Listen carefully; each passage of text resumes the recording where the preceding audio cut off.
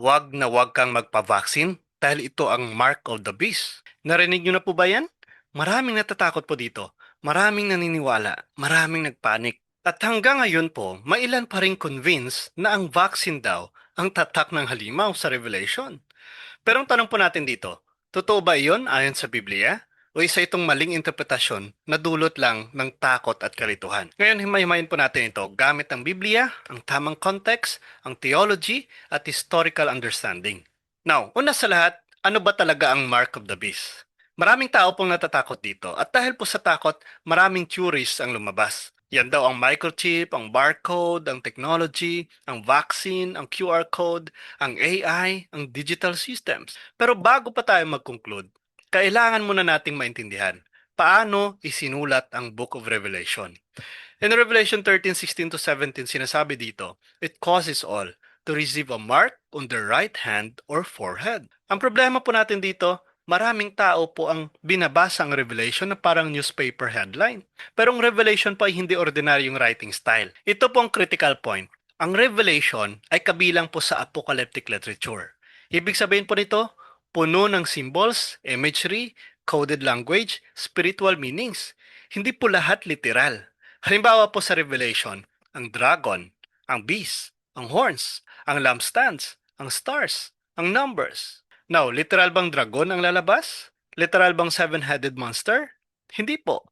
Ang mga ito po ay symbolic representation ng spiritual realities. Kaya delikado po ang sobrang literalism. Kapag literal agad ang basa mo, pwede kang magkamali. At kapag may bagong technology, agad mong sasabihin, nako, ito na ang mark. Pero hindi po ganun magbasa ng Biblia. Ito po important rule. Sa Revelation po kailangan mong tingnan ang Old Testament background, ang symbolic meaning, ang historical context, ang spiritual message. Hindi po yan sensational interpretation. Ang malalim po na reality dito, ang Revelation po ay sinulat para palakasin ang loob ng mga Kristiyano sa persecution. Hindi para po gumawa ng panic sa bawat bagong invention. Now, ito pong susunod na mahalagang tanong. Ano ba ang ibig sabihin ng mark? Sa Biblia po ang mark ay hindi po bagong concept. In Deuteronomy 6 verse 8, "Behind on your hand and forehead." Ang hand po at forehead sa biblical language ay symbolic. Ano pong simbolo nito? Isip, gawa, loyalty, identity, belonging. Ang forehead po ay simbolo ng iniisip mo at pinaniniwalaan mo. Ang hand ay simbolo po ng ginagawa mo at pinaglilingkuran mo. Kaya sa Revelation po ang mark of the beast ay hindi po simpleng tattoo or object lang. Ito po ay tanda ng allegiance o katapatan. Ibig sabihin po nito, sino ba ang sinusunod mo? Kanino ka kabilang? Sino ang tunay mong Panginoon? Yan po mahalagang tanong. Now, in contrast po sa Revelation po may dalawang markings. Seal of God and Mark of the Beast. Ibig sabihin po nito, may dalawang uri po ng loyalty. Either kay Kristo o sa anti-God system. Ito pong malalim na katotohanan. Ang tunay po na issue sa Mark ay hindi po technology. Ang tunay po na issue ay worship at allegiance. Now, bakit hindi pwedeng sabihin na vaccine agad ito? Ito po kasi ang critical point. Una, wala pong biblical basis na vaccine ang mark. Walang verse po sa Biblia na nagsasabing medical injection or medicine or vaccine. Wala pong direct connection. Hindi mo pwedeng i-connect agad ang isang modern medical procedure sa prophecy nang wala pong biblical basis. This is the important logic dito. Kung bawat bagong technology po ay mark of the beast, bawat generation po may sariling mark, di ba? Noon po, barcode, credit card, internet, cellphone. Ngayon naman ay vaccine, AI, chips. At paulit-ulit po nagkakamali ang prediction na yan. Pangalawa po, ang mark po ay may conscious worship. Ito po kasi yung pinakamalaga dito. In Revelation 14 verse 9, ang mark po ay konektado sa worship of the beast. Ibig sabihin po nito, may conscious rejection of God. Hindi po accidental, hindi po sa pilitan lang, hindi po yan unknowingly received. Now, this is the important point. Sa Biblia po, ang mark ay may spiritual allegiance, may moral choice, may conscious rebellion laban sa Diyos. Hindi po yan simpleng medical procedure lang. Kaya hindi po ito pwedeng i-compare diretso or direct sa vaccine. Dahil ang vaccine po ay medical issue. Samantalang ang mark sa Revelation ay spiritual worship issue. Now, ito pong malalim na reality. Ang tunay po na danger sa revelation ay hindi po injection, kundi paglayo ng puso sa Diyos. Bakit maraming natatakot? Ito po kasing dahilan kung bakit maraming natatakot. Kapag may crisis po, may pandemic, may uncertainty, may malaking pagbabago sa mundo, madaling pumasok po ang takot, ang fear. At sinasabi nga po in 2 Timothy 1:7, God has not given us the spirit of fear. Pero ano po ang nangyayari ngayon? Fear, conspiracy, panic, misinformation. Mabilis kumalat lalo sa social media. Bakit? Dahil mas mabilis po kumalat ang takot kaysa sa katotohanan. At kapag takot na po ang tao, mas madaling manipulahin. Now, ito pong danger ng fear-based faith. Kapag puro takot ang laman ng faith mo, bawat balita, panic agad. Bawat technology, mark of the beast agad. Bawat crisis, katapusan agad. Nako po, nawawala na po ang peace, ang discernment, ang tiwala sa Diyos. Kaya ito pong malalim na katotohanan. Hindi po tinawag ni Kristo ang Kristiyano para mabuhay po sa panik. Tinawag niya tayo para mag-discern, manatiling tapat, magtiwala sa Diyos. Now, this is the important question. Ang tunay po na tanong ay hindi po ano ang bagong technology. Ang tunay po na tanong ay kanino ka loyal? Kanino ka sumasamba? Nananatili ka ba kay Kristo? Yan po mahalagang tanong.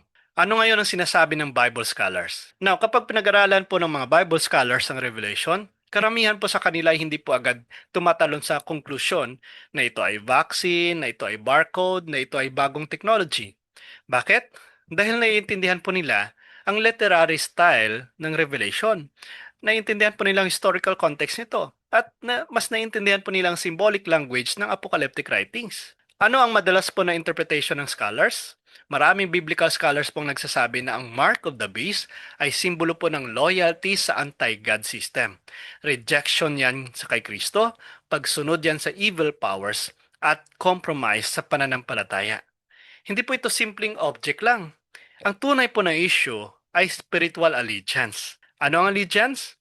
Sino ang sinusunod mo? Kanino ka loyal? Sino ang tunay mong Panginoon? Sa Revelation po may dalawang kampo.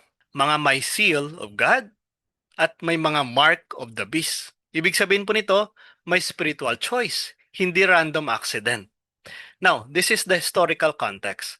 Noong panahon po na isinulat ang Revelation, ang Roman Empire po ay napakalakas at maraming Roman citizen ang required po na magpakita ng loyalty kay Caesar. Hindi lang po political loyalty, minsan po kasama rito ang pagsamba kay Caesar, pag-offer po ng incense, public declaration na si Caesar is Lord.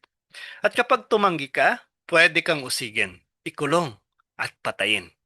Kaya ano pong issue noon? Hindi po vaccine, hindi po technology. Ang issue po noon ay worship at allegiance. Kanino katapat?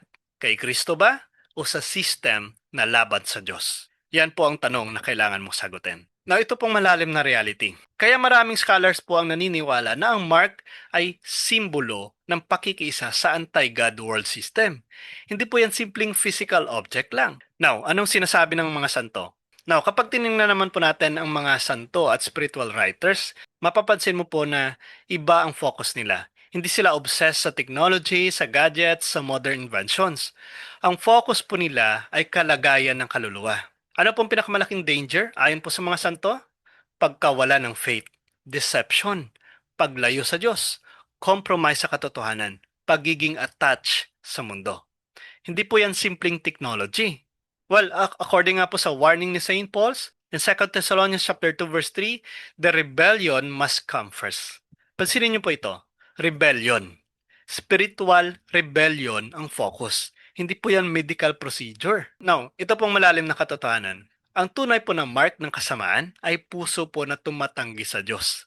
Dahil pwede kang walang vaccine, walang technology, pero malayo pa rin kay Kristo. At pwede rin pong may technology, gumagamit ng medicine, pero tapat kay Kristo. Di ba?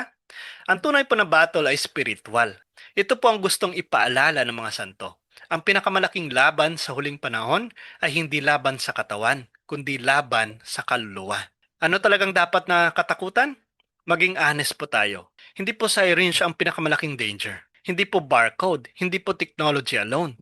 Ang tunay po na dapat katakutan ay pagkawala ng pananampalataya, pagtanggi kay Kristo, pagsunod sa kasinungalingan, pagiging manhid sa kasalanan. Now, ito po ang reality check. Mas delikado po ang pusong walang Diyos, ang isip na walang katotohanan, mas delikado ang kaluluwang walang pananampalataya kaysa sa anumang object o system. Sa spiritual sense po, ang tunay na mark ng disciple ni Kristo ay faithfulness, holiness, obedience, and love for God. At kabaliktaran po nito, rebellion laban sa Diyos. Yan din pong sinasabi ni San Pablo. Now, ang Christianity po ay hindi religion panic. Hindi po tayo tinawag para mabuhay po sa paranoia. Tinawag po tayo para magtiwala, mag-discern, manatili kay Kristo, maging matatag sa katotohanan. In 2 Timothy chapter 1 verse 7 sinasabi po dito, God has not given us a spirit of fear. Ang fear po ay madaling gamitin para manipulahin po ang tao. Kaya kailangan po talaga na maging maingat po tayo. Ang danger po ng fear-based faith, kapag puro takot na lang ang laman ng faith mo, bawat balita ay naku po, nagiging panic na. Bawat invention ay nagiging beast. Bawat crisis po ay katapusan na agad ng mundo. Nawawala na pong peace, nawawala na pong wisdom, nawawala na pong discernment. Kaya huwag po tayong magpadala sa takot. Now, paano po maiwasan ang panlilinlang? Ito po ang pinaka-importante ngayon. Basahin ang Biblia sa tamang context, iwasan ang sensationalism, manatili sa turo ng simbahan, huwag agad maniwala sa conspiracy, palalimin ang relationship kay Kristo. Kasi po in Matthew 24 verse 24 sinasabi dito, false prophets will arise. Kaya kailangan po ng discernment. Hindi po lahat ng gumagamit ng Bible verses ay tama. Kahit ang demonyo po ay gumagamit din ng scripture. In Matthew chapter 4, sinasabi po, tinukso ni Satanas si Jesus gamit ang Bible verse. Kaya hindi po sapat na may verse siya. Ang tanong po, tama ba ang paggamit ng verse? Yan po ang katanungan.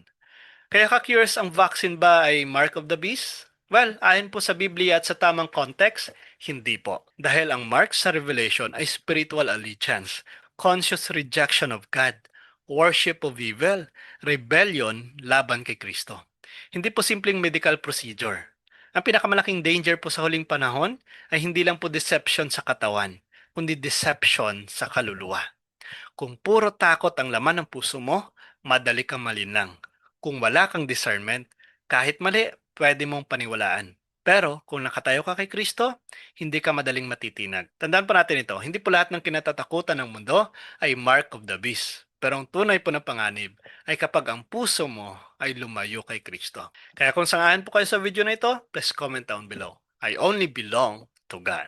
Please like and share at supportahan po natin ang ating YouTube channel. Ang link po ay nasa description. God bless po sa ating lahat sa ngalan ng Ama, ng Anak at ng Espiritu Santo. Amen.